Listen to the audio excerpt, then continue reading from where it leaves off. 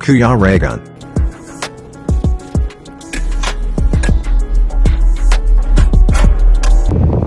Yun, so mapagpalang araw po sa ating lahat and welcome back po sa aking YouTube channel sa Kuya Regan Vlog. And yun na nga, ito na nga yung time na hinihintay natin para sa requirements or medical ni Kuya Kurt. So ngayon, nandito kami sa Sorsogon ulit, kasama natin yung mga tropa natin. Ayan, si Bong, ayan, si Byron, and si Nistor, ayan. And nandito kami para samahan si Kuya Kurt para sa medical niya.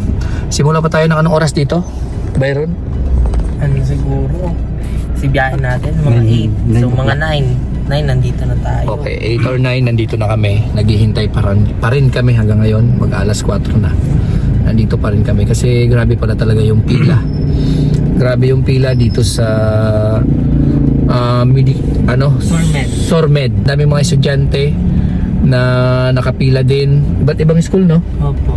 Iba't ibang school. So, karamihan sa sa nagpa-medical kanina, puro taga BMMCI. Karamihan doon. Opo. Puro may license nga ng BMMCI.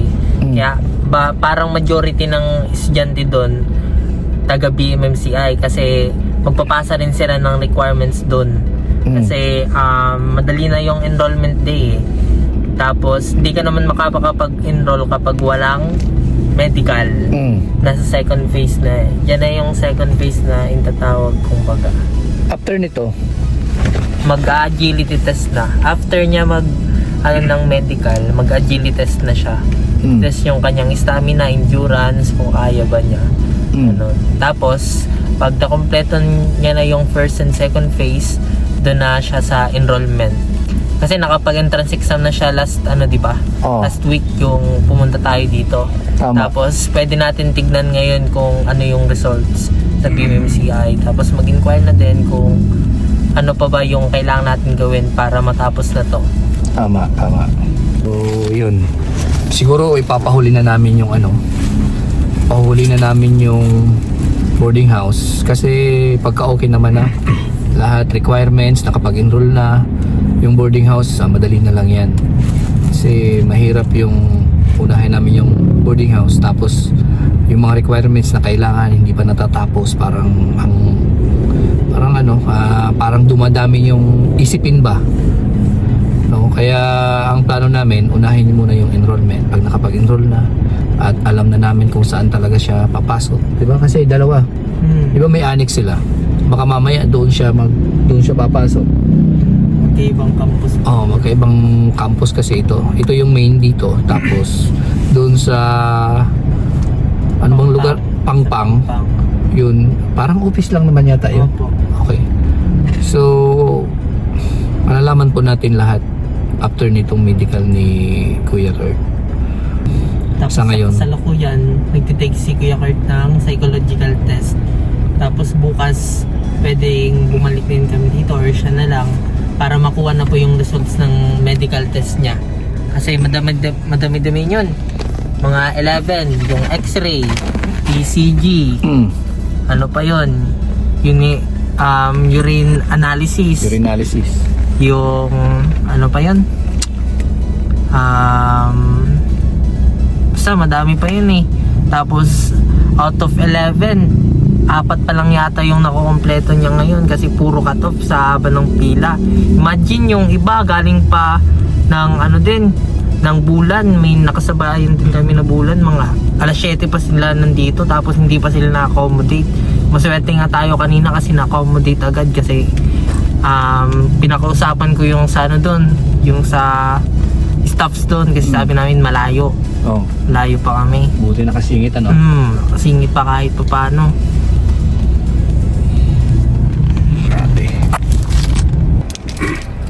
Kaya ngayon, hanggang ngayon nandito pa rin kami. Nandito pa rin kami. Siguro aabutin kami dito ng alas 5. Dapat nga magme-medical din ako ngayon. Oo nga. Kaso Di ba? kailangan ko. Magme-medical ka ngayon? Yes, kasi ano din, pareho po kaming college student ni Kuya Kurt, pero inuna ko lang yung kay Kuya Kurt requirements kasi kaya ko naman lakarin ng mag-isa yung requirements ko. Si Kuya Kurt kasi masyadong mayain na makipag-usap o makipagsalamuha sa mga tao. Kung kaya sinamahan ko pa rin si Kuya Kurt para isa-isahin yung mga requirements. Pero sinabi talaga, di ba, nung nakaraan, anong araw nga tayo pumunta rito? Friday. After ng entrance exam, nung nakauwi na tayo, anong sabi niya? Talagang gusto niya samahan mo ulit siya. Pinasamahan talaga ako kasi nga super busy, hectic talaga yung schedule ko actually. 2 days din ako galing sa sa kabilang bayan kasi may rehearsal din kami. Tapos yun, kanina nga sobrang pagod ko pagising ko, tapos di ko na malayan anong oras na. Di pa ako kumakain. Biyahe agad ako kasi si Kuya Kurt nandito na pala. Yung nanay ko rin nga nag-chat sa akin, sabi sa akin kung asa na daw ako kasi yung requirements ko daw sa medical, baka di ko na lakarin. Sabi ko sinasamahan ko pa si Kuya Kurt ma. Tapos yun, alam naman ni mama yung sitwasyon ni Kuya Kurt, kaya siguro di naman ako papagalitan. Tapos may kukunin pa akong requirement sa MSWD kasi magpapasa rin ako ng scholarship sa CHED eh. Kaya pasalamat si Kurt, pasalamat din ako na nandiyan ka. Ginaguide mo siya. So lumalakas yung loob ni Kurt eh. Pag nandiyan ka, parang mahihain talaga kasi si Kurt. Mahihain talaga si Kurt. Sobrang mahihain si Kurt. Kailangan niya ng makapal na mukha na kagaya ko. Kaya nga, kawawa din yung bata pagka mag-isa lang siya. Ang problema lang talaga dito, hindi ito tulad ng dati na pag nag-college ka, indoor ka lang, good na. Diba? Pasok ka lang. Ngayon, super complicated ng mga requirements. As if naman magtatrabaho na eh. Yan, parang ganon. Tsaka ang gastos, di ba? Yes. Di ba? Sa pa lang, sa medical niya pa lang, 3,000 na. 3,000 na agad. Diba? Para ka nang nag-a-apply ng trabaho. Totoo. Di ba? Kaya itong pagka-college talaga ay pang mayaman na. Pang mayaman talaga.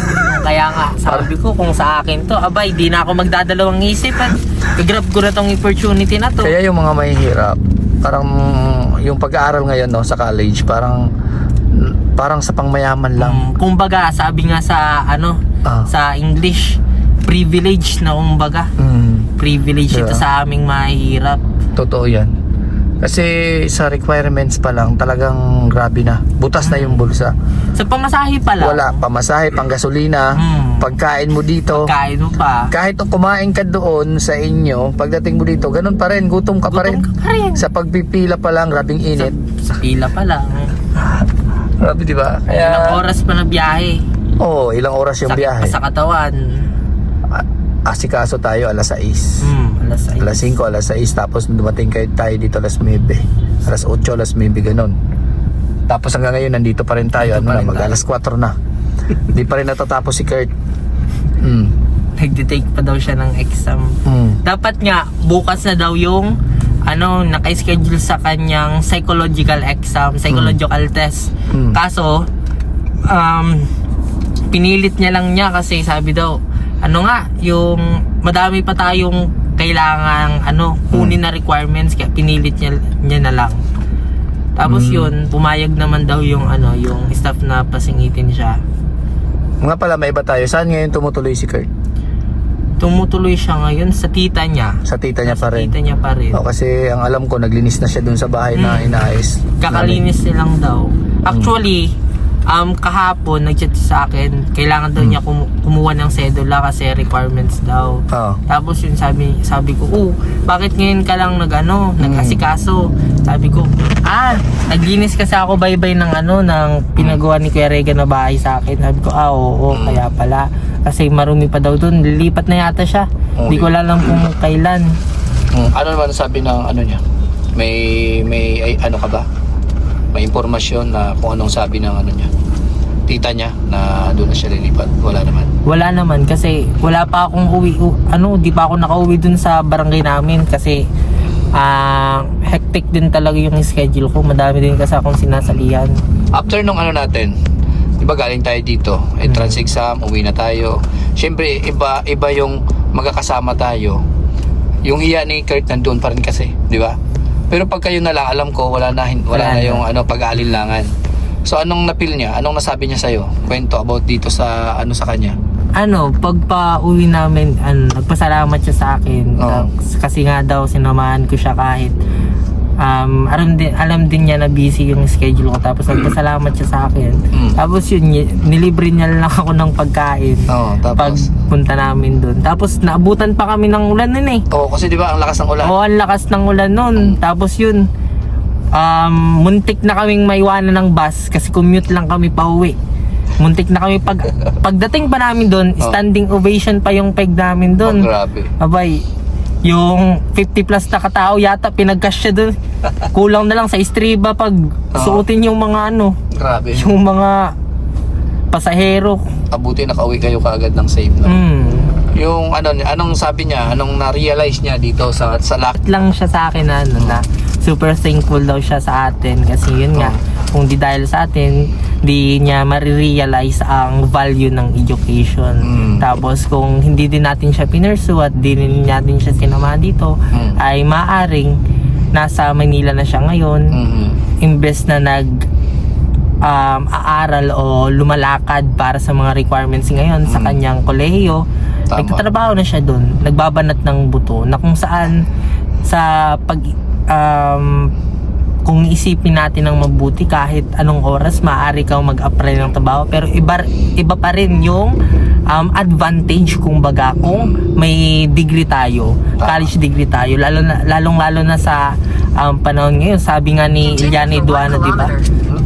Education is the key for us to open multiple doors of opportunity. At yan din yung pinanghawakan ko. Kaya nga hindi, kahit pagalitan siguro ako ng magulang ko, matulungan ko lang si Kuya Kurt, okay na ako eh. Yung yung sponsor, sabi, nagpapasalamat pala yun sa'yo. Nagpapasalamat siya kasi, yun nga, na talagang pinush mo si Kurt na mag-aral, pinush mo si Kurt na talagang gumawa ka ng paraan para maiba yung mindset niya, na imbis na magtrabaho, unahin muna niya yung pag-aaral. Kasi iba yung college graduate, iba yung high school graduate, di ba? Diba? Oo, kaya pasalamat sa iyo yung sponsor dahil sa tinulungan mo ako na kumbinsihin si Kurt na ngayon ay ito na yung ginagawa natin, tuloy-tuloy yung pagtulong natin hanggang sa makapag-enroll siya. Yung pag-guide mo nandiyan. Kaya sobrang thank you sa iyo. Pasalamat ng sponsor sa iyo. Sobra-sobra. Kahit naman nag-aaral ng si Kuya Kurt siguro tutulungan ko pa rin siya, i-guide ko pa rin siya ng tuloy-tuloy para hindi siya kumbaga mawala sa landas ng katinuan. Kasi yun na nga, iba din yung buhay na solo, iba din yung buhay na may kasamang pamilya na magpapayo sa atin, magbibigay ng gabay sa atin. Iba pa rin na hawak natin yung schedule natin, hawak natin yung buhay natin, tayo bahala kung kailan tayo uuwi. Kaya kapag college na kami ni Kuya Kurt, kasi dito din naman ako mag-aaral, of course I will always guide him. Yung mga kaibigan nyo maliban sa'yo, may mga katulad pa ba na sa'yo kung magtrato kay Kurt?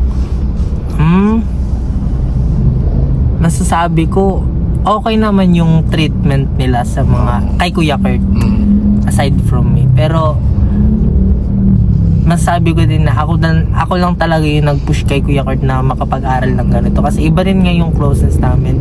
Tsaka most of our classmates nagtrabaho na din. Tapos yun, kumbaga, yung iba tambay, nag-appear, naghintay na lang muna ng isang taon, tatrabaho muna daw sila, antay naman sila ng ng entrance exam, next year na lang daw sila papasok. Kaya siguro kaya mapalad talaga si Kurt, no? Super palad. Kasi dire-diretso na siya ngayon, di ba? Imagine sa 40 plus or 50 plus na nag-take ng entrance exam, 5 lang kami nakapasa doon or 5 plus. Tapos yun, yung iba sa amin nag-private, pero yung karamihan sa talaga sa amin pumunta na sa Maynila, nagtrabaho na lang kasi yun, no choice din. Kahit gustuhin nila kasi kumbaga kulang sa suporta, kulang sa pinansyal na kakayahan. Yun. iba, alam na nila na si Kurt tuloy-tuloy na yung pagka-college Yes. na. 'Di ba? May ano kayo, may grupo kayo. Ngayon, naikwento mo sa mga classmates nyo na si Kurt ito na yung ano. Ako kasi natutuwa ako na kumbaga nalalaman nila na may ganun na sitwasyon si Kurt. Para sila din hindi nawawalan ng pag-asa. Na bakit si Kurt, 'di ba? Nakapag-aral sa pamamagitan ko, malay mo may blessing din na Yes. darating sa kanila. Hindi yung nawawalan kagad sila ng pag-asa, 'di ba? Ganun. Kaya natutuwa ako pagka naikikwento nyo sa mga classmates niya, teachers niya, na nalalaman nila yung sitwasyon ngayon ni Kurt, yung kalagayan ni Kurt, di ba? Kasi grabe din yung sakripisyo ni Kurt, di ba? Sakripisyo niya, paghihirap niya dati. Kaya nga po nang umuwi kami, 'di ba, galing tayo galing tayo Dito. Opo, dito, tapos linakad natin yung mga requirements. Siguro dahil hindi naman akalain ng mga tao dun sa amin na kaya pa or makakapag-aral pa si Kuya Kurt, kasi nung high school pa lang nga yung medyo ganto na 50-50 na yung sitwasyon niya, how much more pa dito sa college. Most of the questions na na-receive namin, nag-apply ka ng trabaho, Kurt? Saan ka nag-apply ng trabaho? Ganun. Kasi kumbaga di nila expected na makakapag-aral pa si Kuya Kurt, kasi super duper mahirap ng sitwasyon na kumbaga di mo maisip na may kakayahan pala or kaya pa ni Kuya Kurt mag-aral. Kumbaga hindi nila alam kung hindi nila alam source kung, ni Kurt ngayon. Yes, hindi nila alam. Tapos sabi ko, ay, may sponsor tapos vlogger na tumulong kay Kuya Kurt para makapag-aral. Tapos yun, sabi nila, yun pala, akala namin magtatrabaho na si Kurt. So, ngayon, ang mindset ni Kurt na ngayon, masasabi na natin 100% dito na sa pag-aaral. Yes. Sabi nga niya sa akin, hindi ko sasayangin yung pagkakataon na binigay niyo sa akin. Promise, magtatapos ako. Kaya nga, tuwang-tuwa yung sponsor na nung narinig nila yung mga sinabi mo, yung sinabi ni Kurt na nagdalawang isip siya. So, napaisip sila na kung nagkataon yon, sabi ng isang sponsor, kung nagkataon na wala pala kaming alam na umalis na pala si Kurt, masasaktan daw siya.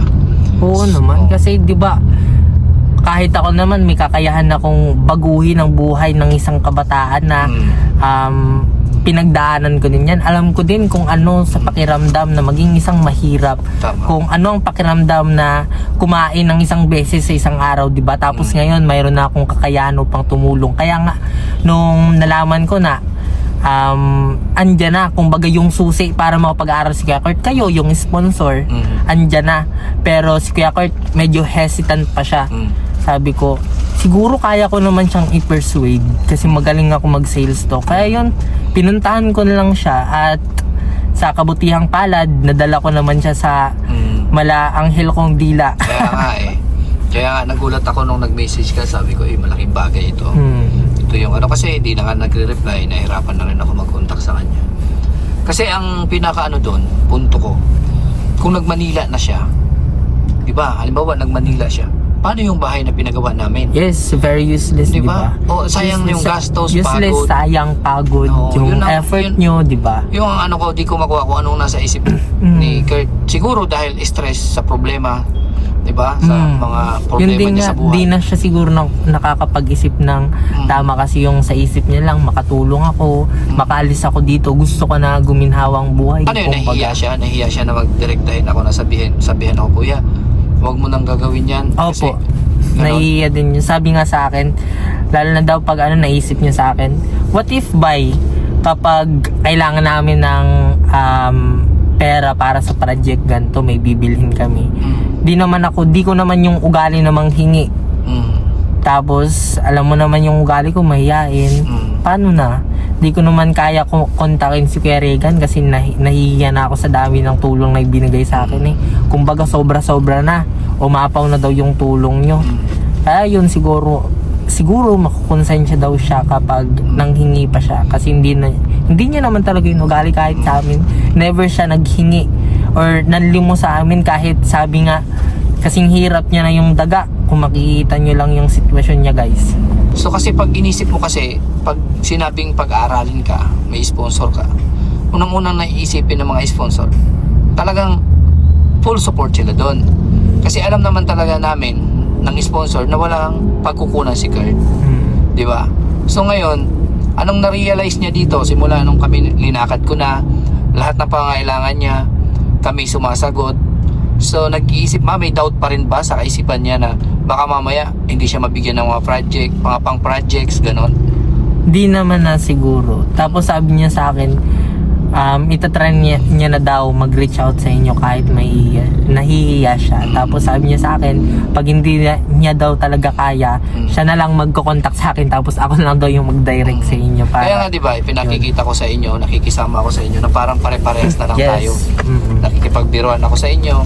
Kasi ang gusto ko, ang ano ko, mawala yung hiya ni Kurt. Yes. Para kasing may boundary tayo pag nag-uusap no? Di ba? Kaya nga napansin nyo kung makipagbiruan ako sa inyo, yung pag nag-uusap tayo parang para mawala yung ano, yung doubt niya. Yes. Mawala yung hiya niya.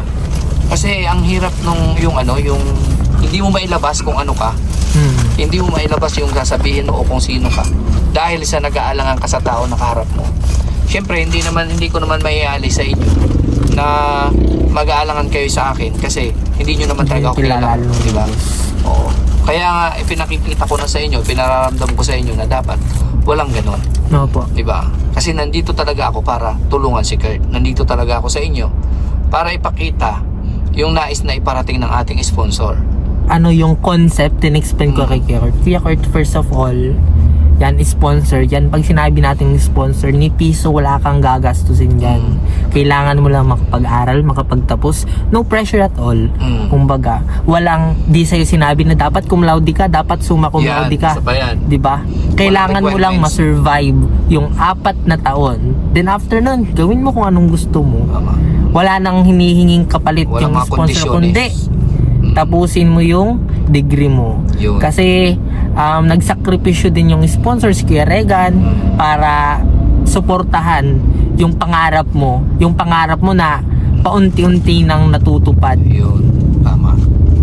Yun. Mamaya alamin natin kung ano yung sitwasyon ni Kurt doon. Ano yung itong na-experience niya dito sa pagkuha pa lang ng requirements. Grabe na, di ba? Parang mahihimatay na ako kanina eh. Ay, grabing init, no? yung pila pa lang, galing labas, papuntang loob. Kala ko yung pila sa labas, yun na yun. Pagpunta ka sa loob, aray mo, pakak. Grabe. Kaya pala binawi mo sa kanina. Sa atin lang yun. Baka malaman nila patay gutom ako. Sabihin nila na yun lang yung pinunta ko dito. Siyempre, maaga, gumising. Wala pa kasi akong kain. Tapos pagod pa ako nun. Siyempre, babawiin mo na lang sa kain yung pagod, di ba? Tsaka wala naman tayong limit. Basta may pangkain, kain lang ng kain. Gano'n naman talaga tayo. Gano'n naman talaga dapat. Kasi bakit mo titipirin yung sarili mo? Hindi mo si Kurt nagtitipid, hindi sumasakit yung tiyan. Di ba? Ulcer. Kung may pagkain, kain lang ng kain. Ang mahirap kung wala kang kakainin. Totoo. Talaga yun. Ang maganda, ako kasi, yung gusto ko kasi, kasama nyo ako, ayaw ko nagugutom kayo. Kasi yun ang mahirap pag nakatalikod na, gutom na gutom ako. Yun ang yun ang ayaw ko. Kaya pag may pagkain, kumain lang ng kumain. O kung ayaw kumain, di okay. At least sigurado ka na busog ka talaga. Pero yung ayaw mo kumain dahil nahiya ka, ay problema mo na yan. Sabi nga sa akin ni Kuya Kurt nung nakaraan, kasi sabi niya, di ba, nilibre mo kami. Tapos ako, grabe yung kain ko noon. Si Kuya Kurt isang kanin lang. Sabi ni Kuya Kurt sa akin, uy, bye. Ako lang bibili ng ng almusal natin kasi nakakahiya na kay Kuya Regan. hindi kailangan mahiya. Kasi ito talaga, nakabudget naman tayo sa pagkain. Kaya sabi ko, di ba, kain lang, kuha ka lang ng kuha. Kasi ito yung importante, nandito tayo tapos nangugutom tayo. Ang bihira, di ba? Kailangan kumain tayo. Oo. Tipirin kung ano yung pera niya dyan. Tipirin yun kasi para sa kanya yan. Itong mga lakad na to, nakabudget naman tayo. Opo. Oo, may budget tayo dyan. Kung wala, di mang-hold up tayo. Ay, joke lang. Ay, wag din. Masama yan, kuya. Di ba? Joke lang. Masyadong seryoso na kasi tayo pagdating sa pagkain. Basta kain lang. Kain lang. Oo, kain lang. Kahit kami. Pupunta kami kung saan, di ba, Bong? Oo. Walang gutom. Walang Kain gutom. lang ng kain, di ba? Kain. Hanggat kaya ng tiyan, kain. Oo, kain lang ng kain. Basta may pagkain. Ang mahirap kasi sa lahat, yung gusto nating kumain pero walang tayong Walang makain. kain. Tapos wala pang pangkain. Yan, oo. Yun ang isa sa mahirap.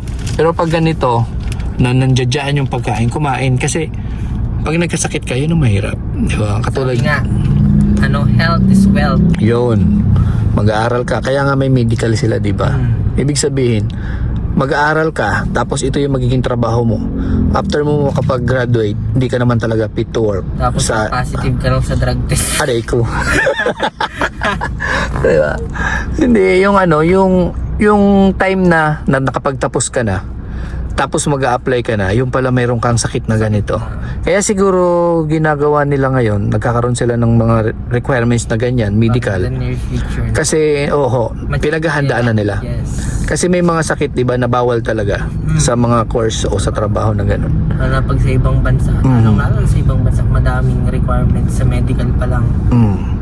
Kaya malaking siguro ito, bagay para sa isang paaralan. Lalo na, di ba tinatanong nila kung anong course? Opo. Kasi Kasi depende din yung course sa medical. Kung ano yung i-offer nilang i-offer nilang service, medical service, depende din po sa courses na kinuha ng isang estudyante. Doon nga kay Kuya Kurt, tinanggal na yung blind test, audiometric sa pandinig, tinanggal na kasi Hindi naman kailangan. Okay. Sa HM. Okay. Yun. So sa mga hindi po nakakaalam at mga nagtatanong bakit ganun, mag-aaral lang, may mga medical pa, may mga ganito pa, may mga police clearance, NBI pa, talagang ganun. Hindi naman siguro required ng ganun yung school kung hindi kailangan yun. So sa ngayon, ito lang po muna ang ating mga nalaman or naiba-vlog dito. Kasi wala pa si Kuya Kurt. Maya-maya po, pagdating ni Kuya Kurt, alamin din natin kung ano yung experience niya ngayong araw na to dito sa pag-enroll niya o ito yung step by step sa pag-aaral. Requirements, una-una entrance exam, mga requirements, syempre medical, yan. Kailangan mo talaga magpagod.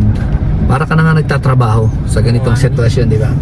Para ka na nagtatrabaho, para ka na mag-a-apply ng trabaho dito sa pag-aaral ni Kurt. Tapos mag-enroll na, tapos boarding house, mga gamit ni Kurt. Ito yung step by step na kakailanganin natin gawin. Nakakuha siya ng boarding house, mga gamit siya sa boarding house. Yan, importante yan.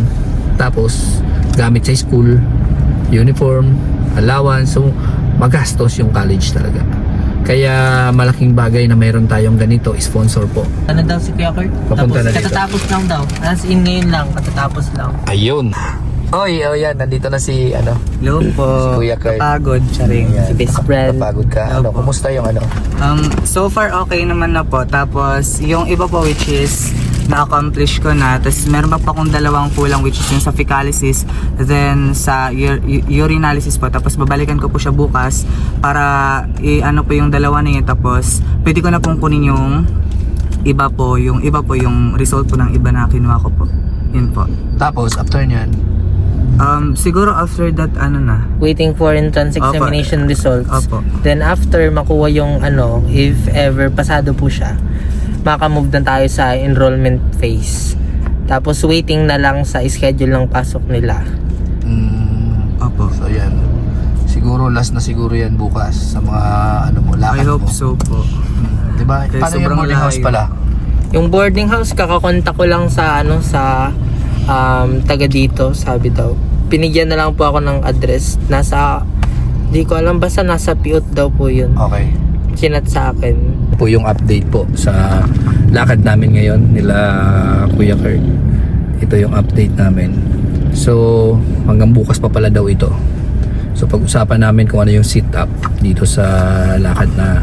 Kasi may mga gagawin din yata si Byron. Syempre salamat kay Byron and ayan. Diba? Grabe yung sakripisyo din ni Byron. At malaking bagay yon dito sa natin. Kasi mas maraming idea din si Byron about dito. Kaya lumalakas din yung loob niyan. Kuya Kurt. So yan, tuloy-tuloy po yung ano natin, pag-asikaso dito sa pag-aaral ni Kurt. Na dapat nga ngayon mag-aasikaso kami ng ano, ng boarding house. Kaso anong oras na oh? Mas 4 na. Yan. So Ano lang daw po bukas? mag-atab, agahan. Gahan. So bukas daw kailangan agahan yung Tapos yung sa fecalysis tapos sa urinalysis po. Pag sa fecalysis even sa bahay na lang daw po kasi nga yung sa poops po. Kahit doon na lang daw po kumuha sa bahay. Tapos may dala kang lagayan. Opo, meron po. Okay. Tapos sa urinalysis kahit dyan na lang daw po sa SORME daw po. Okay. Opo. So yun, pagka ano ko po, which is may dala naman po kung lalagyan po dito, doon ko na lang po siya gagawin sa bahay, tapos dadalhin ko na lang po dito para ipasa po. Then after that, siguro maghintay lang po ako ng ilang oras, tapos makakuha ko na po yung result. Yun po. Yan. So siguro punta pa rin tayo sa ano, may office pa kaya yung BMCI, alas 4 na. Probably. Siguro. Try lang natin. Baka meron. Sayang naman yung pinunta natin. Kaya nga. Pagkalayo-layo ng pinunta natin, tapos requirements lang. Imagine, pa 6 hours din siguro yung dinedicate natin na oras sa ano, sa requirements pa lang. Tapos yung pila, galing labas, papuntang loob. Kaya nga. So ayan. Sa ngayon po, punta muna kami ng ano, ng ano ba yung BMCI. pang-pang no? Opo, sa Pang-pang doon kasi yung ano office nila. So office nila. tingnan natin kung ano yung kung maabutan pa natin yung office nila and magtatanong kami kung pwede naman siguro unahin na lang yung pag-enroll no? Opo. Okay, so sa ngayon po paalam po muna kami and Opo. Thank you. kita-kits ulit. Yan po, nandito na ulit tayo, nakauwi na, inabot po tayo ng gabi, nahatid ko na po si Kuya Kurt, nahatid ko na si Byron, nahatid ko na yung dalawa kong kasama. So inabot tayo ng gabi at yun ang napakahirap lang po dito yung sa medical, grabe ang daming proseso, pila-pila, hindi lang si Kurt yung nagpa-medical, so marami po siyang kasabayan kaya medyo natagalan kami. And okay lang, ang mahalaga matapos po yung mga requirements na kinakailangan sa school ni Kuya Kurt and bukas po enrollment na.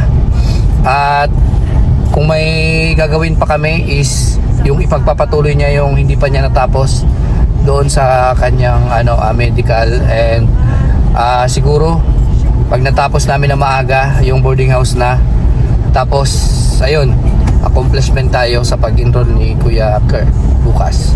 And salamat po sa mga nanonood, hindi nag-skip ng ads, sponsor syempre, sa mga viewers, salamat po sa suporta and kay Lord at safe tayong nakauwi. So yan po, bye bye and God bless po sa inyo lahat and see you po ulit bukas. Bye bye.